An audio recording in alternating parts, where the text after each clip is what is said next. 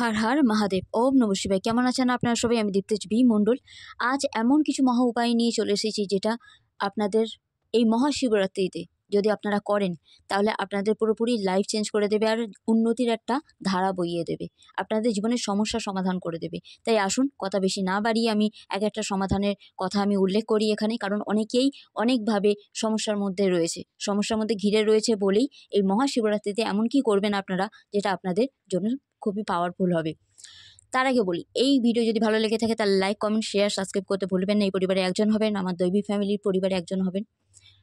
আমি মহাশিবরাত্রির যে তিথি আছে সেই তিথি ক্ষণেতে যদি আপনারা এমন কিছু করেন, যেমন গঙ্গাজল প্রথমে বিল্লপত্র দিয়ে ওনার শিবলিঙ্গের মাথায় দিয়ে দিলেন, তারপরে এক এক করে যেমন মুক্তো ভেজানো জল আপনারা তার মাথায় ঢালতে পারেন।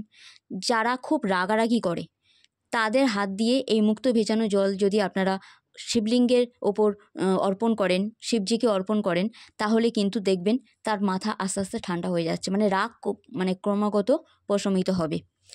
কেউ যদি কোনোভাবে বিজনেসে লাভ করতে চায় কিন্তু শত্রুপক্ষে নজর পড়েছে, তাহলে অবশ্যই এই দিনেতে, শিবরাত্রির দিনেতে কালো তিল আর সর্ষের তেল ওনাকে অর্পণ করতে ভুলবেন না, শিবলিঙ্গে অর্পণ করতে পারেন আপনারা।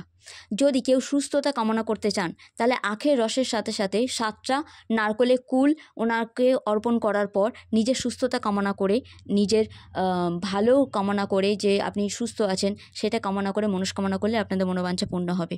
নিজের যে কোনো উইশ পূর্ণ করতে, যে কোনো সমস্যাকে সমাধান করে নিজের ইচ্ছাকে পূর্ণ করতে পঞ্চামৃত দিয়ে ওনাকে চান করানো খুব ভালো হবে।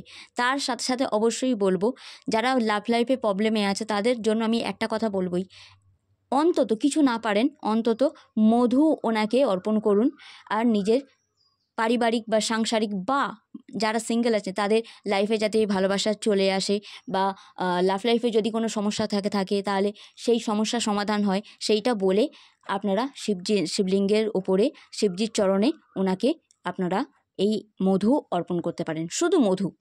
যারা সন্তানের মুখ দেখতে চান তারা কাঁচা দুধ ওনার শিবলিঙ্গের ওপরে অর্পণ করতে পারেন, শিবজির চরণে অর্পণ করতে পারেন। আর অবশ্যই বলবো বিল্লপত্র যেন তার আগে অর্পণ করা হয়, তবেই এই সাধনা সম্পন্ন।